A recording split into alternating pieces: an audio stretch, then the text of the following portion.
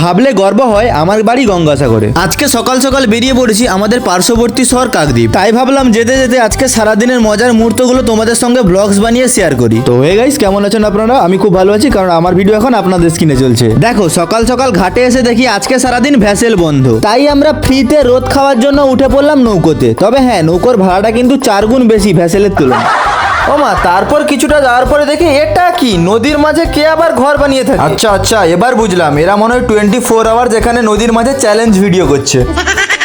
জোকসা part guys, এখানে soil test হচ্ছে, কারণ হয়তো বা শীঘ্রই সাগর টু কাকদ্বীপ একটা বড় ব্রিজ হতে চলেছে, যা গোটা সাগরদ্বীপবাসীর জন্য খুবই খুশির সংবাদ। তারপর আমরা চলে এসেছিলাম এসডি অফিসে আমাদের নিজেদের কাজের জন্য, কিন্তু ওটা খুলতে এখনো 30 মিনিট বাকি। তাই আমরা অফিসের বাইরে কিছুক্ষণ রেস্ট নিতে গিয়ে দেখি এখানে পেয়ারা গাছ। আরে কেউ দেখছে না তো? দাঁড়াও, কোথাও সিসি ক্যামেরা আছে কিনা দেখে নি। ও আচ্ছা, আমি তো ভুলেই গেছিলাম এখানেই তো ক্যামেরা হচ্ছে। তাহলে গাছের খাবার গাছেই থাক, আমি গাছ থেকেই এক খাবল খেয়ে নি। এবার মনে হয় এসডিও স্যার আমার কাজটা না করেই আমাকে এখান থেকে বের করে দেবে।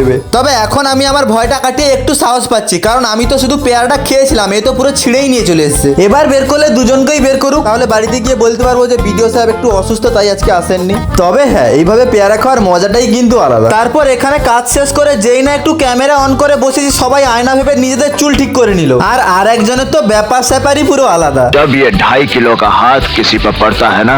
এসডিওতে কাজ শেষ করে আমি চলে গেছিলাম কোর্টে। আরে কেন জানো না, গাছের পেয়ারা গাছ থেকে না ছিঁড়ে গাছের মধ্যেই পেয়ারা খেয়ে নেওয়ার জন্য।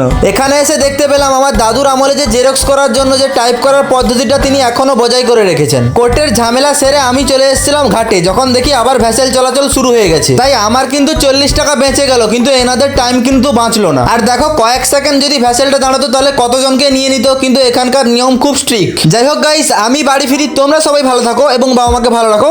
টাটা।